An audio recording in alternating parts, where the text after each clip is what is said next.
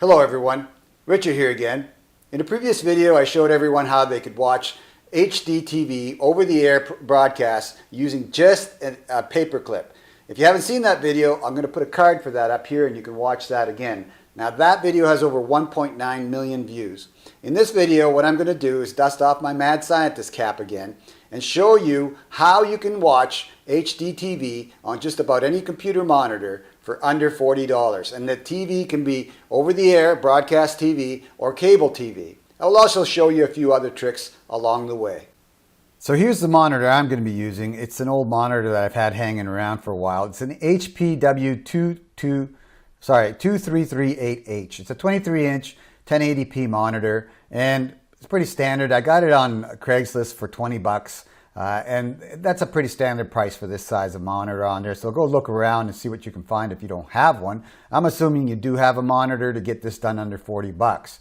Now, this monitor is great because it does have an HDMI input into it, and it is 1080p, so that's really cool.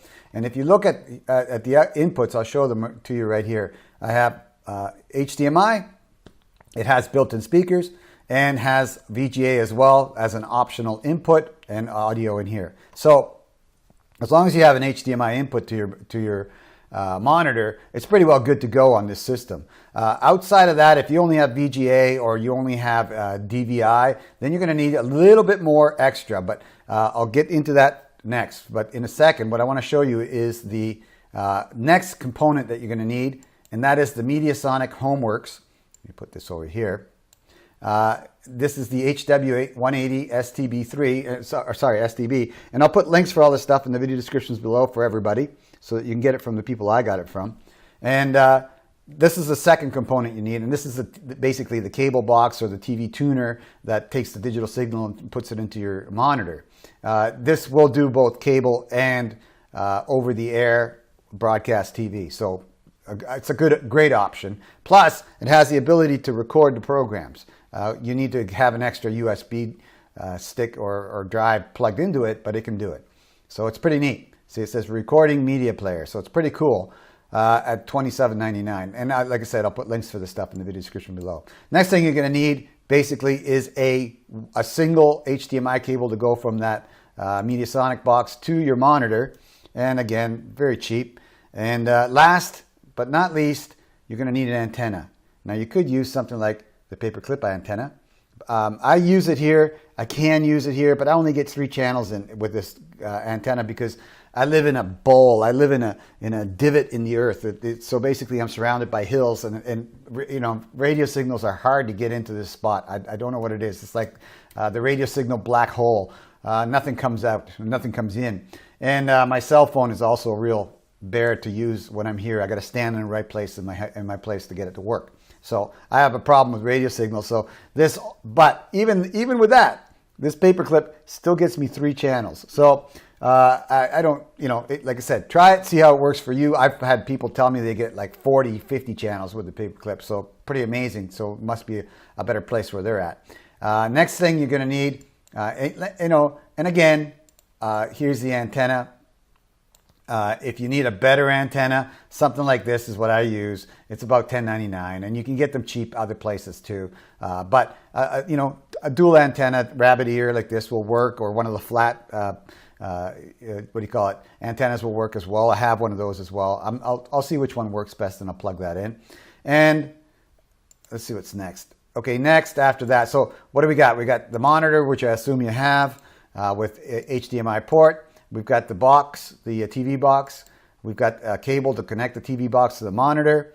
An antenna, basic one being the paperclip. Don't believe me, go look at the video. It works. And then if you don't have HDMI port on your monitor, you only have VGA, you can get these little converters that will convert VGA to HDMI. So that gives you an option. As well, make sure that you look to see whether it has audio out, especially on VGA, because you never know, you might need audio out of that as well. So take a look around. I don't use these, I'm just showing them to you. And here's a DVI to HDMI port. So if I only have an input to DVI on your monitor, this does it for you as well. Now, the last optional thing I like to use is, this is one of my favorite things that I have on my desk, and that's the Fossmon 5-port 4K HDMI switch splitter. But the big plus on it is the infrared remote, okay? Basically, what this allows you to do is plug multiple HDMI cables into it and have one output. As you can see here, there's one output from it. So that output goes to your monitor. All the rest of the inputs go into this box, and then you can switch with either using the button on the box or this remote, no problem. And the nice thing about this is that I have 3 cameras and 2 laptops. That's 5 inputs, and I can switch between all of them. And I can take one of the laptops off and make the TV one of the inputs. Now, say you want to do this at your office and you want to have your monitor be the TV, that your computer monitor be the TV. With this switch, you can just plug the cable box into this little box, and plug your computer into this little box, your monitor into this little box, and then you can switch to the TV anytime you want with the remote. It's sweet. It really works well. And I'll show you how that works as well. So that's all the gear you need. The basic gear will be the monitor, the TV box, and HDMI cable, as well as some sort of antenna. So the other parts are all optional. So let's get together and let's get all that equipment together and make it work.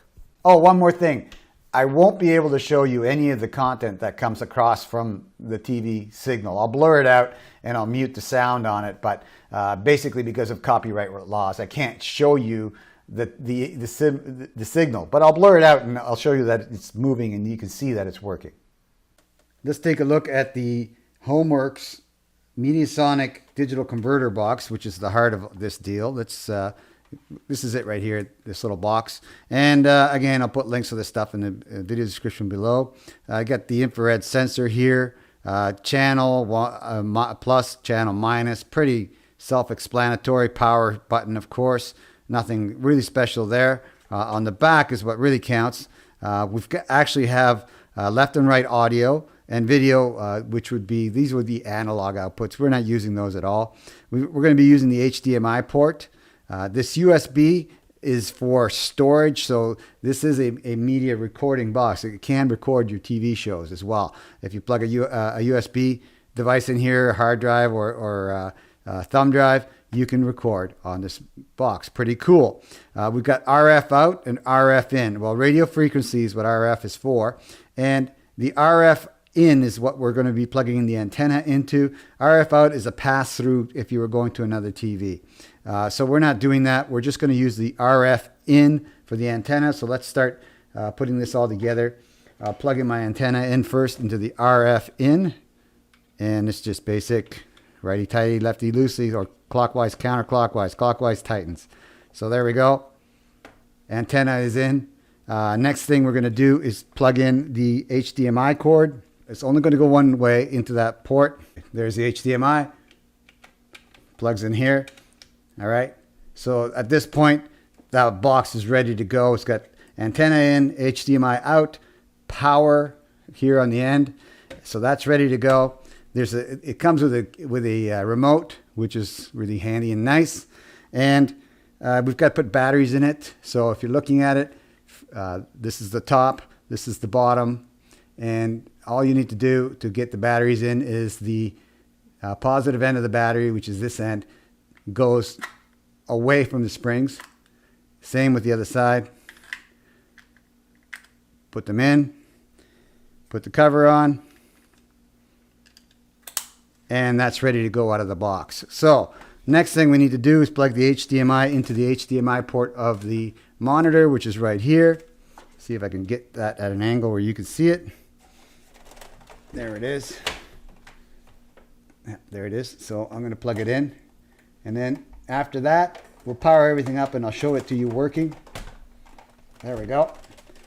And it's plugged in. So we're going from the media box to the monitor. I will show you the 5-port switcher later on, but right now, this is the way we're going. Straight in from the Mediasonic HomeWorks to the $30 monitor using the HDMI cable.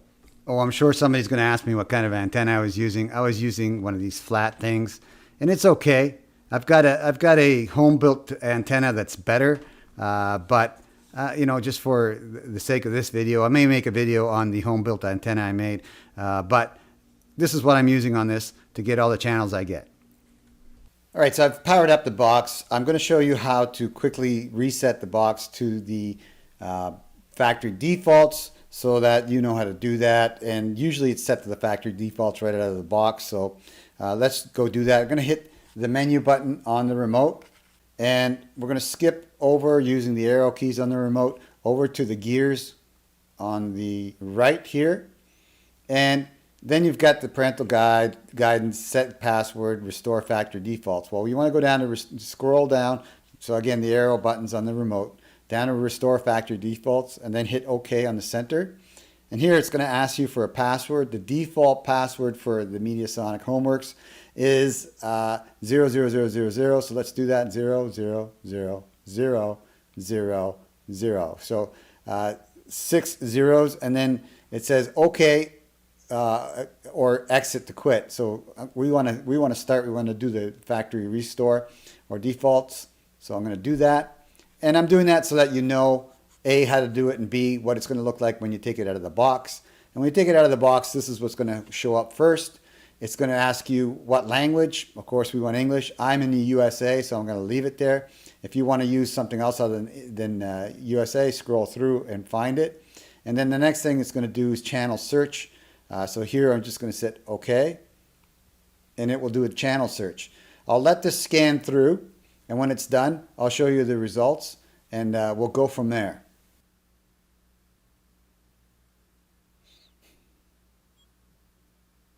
All right, you saw that I got 10 DTV channels or more. Go through them here. They look pretty good to me, and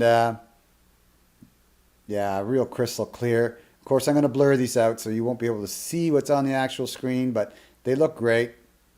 And it is on my monitor, and my monitor looks awesome with this. I'm very happy with that result.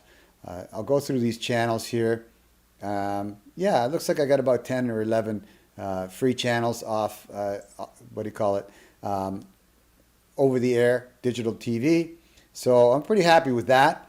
You'll probably get much better results if you live somewhere less like a radio frequency black hole like I live in. But I've gone through all these. I've got a couple of weather channels. I've got some Spanish channels. And, like I said, it's working perfectly. So that's how you hook up the Mediasonic to a standard HDMI monitor. If you have anything other than that, like VGA or DVI, you will need a converter assembly or wire. And this is working just great. Next thing I'm going to show you is how to connect that 5 HDMI to one box to it all, and show you that working too.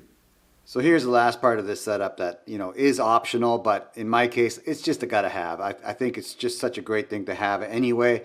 This is the Fossmann 5-into-1 HDMI switch, and you can see the picture here, but here's the actual switch itself.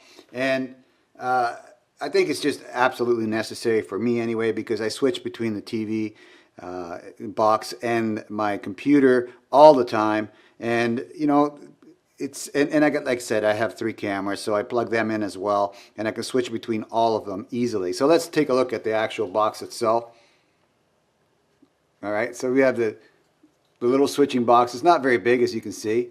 It's got 6 ports in it. One of them is an output, so this goes out to your monitor. All the rest are inputs, and then it has a switch on it so you can switch between all of them manually if you wish. Okay, and it does switch automatically to the last device turned on. I noticed that too, which is really cool. On top of that, on the side, it has power and an infrared port for the remote, and that's this little unit here. It plugs into the side, and it does come with a power supply, but I don't need it. Every time when you plug an HDMI device into it, it powers it up anyway. So I'm not sure what the point of the power supply is. I haven't seen any problem running it without the power supply, so I run it without the power supply, and I'll show you that in a minute. And then it has, of course, the remote control, which is the handy dandy unit to have. I put the Velcro on it there to stick it onto something so it doesn't go anywhere, or keep it handy. But again, you can pick any input you want just with one single switch, or switch up and down through them, which is awesome. I think it's a great unit to have, and a beautiful option. I believe it's under 15 bucks on Amazon, and I'll put links to this stuff in the video description below for everybody. So yeah, let's go back here. You can see all this stuff. Like I said, infrared port plugs to the side. It's very simple, like so. Same with the power, plugs in the side here, and you know, very basic, but works great. So I'll show you how this all goes together. What you do is you put the output port in. They're all labeled nicely. That goes out to your monitor. Then you pick your switches. So I'll put port 4 here, and port 2 for the TV box. Hard to do this when you can't see it. There we go. And you see, once the TV box gets plugged in, because it's powered up, right? It powers up the box. So, you know, I don't have anything else running right now. Here, let me turn my computer on quickly. There we go. And once I do that, now I have an option between port 2 and port 4, and you do it that way. Or, again, look, power supply is not plugged in. It's still working. So HDMI is powering that up. I plug the infrared port into the side of it, and then you can use the up and down if you wish to switch it. Isn't that nice? Or you can just use, you just hit 2 or 4, right? And it'll go between 2 and 4, just like that. So yeah, really handy. Again, it's pretty basic, and it's, for me, an essential part of this whole TV box interface. But if you want to go simple and just have a TV on your monitor, you know, you don't need this. And just so I don't get any grief, here it is actually on the monitor itself. You can see it. Filming a monitor with a video camera is not a lot of fun, but here it is, and you can see that it's a real monitor. I put this in front, the program screen, so I don't have to blur it out. It's a lot of work on video to blur out the screen, and you can see it working here on my monitor. That's it for my video on how to watch HD TV on a regular computer monitor. If you liked this video and it helped you out in some way, do me a huge favor. Click on the like button in the bottom right hand corner and give me a big thumbs up. That helps my channel, it helps my video, and I greatly appreciate it. Also, I'll put links for the hardware that I used in this video in the video description below. As well, you can comment in the comments section below and give me suggestions, questions, or, you know, just say thanks. I appreciate all those comments, and I moderate them regularly. Also, up here you'll see a picture of me. That is a subscription link. If you click on that picture, you'll be subscribed to my channel. As part of the process of subscribing to my channel, you'll see a bell icon. That bell icon is the notification icon. If you click on that bell while you're subscribing to my channel, you'll be notified every time I put up a new video, and then you can watch it at your own leisure.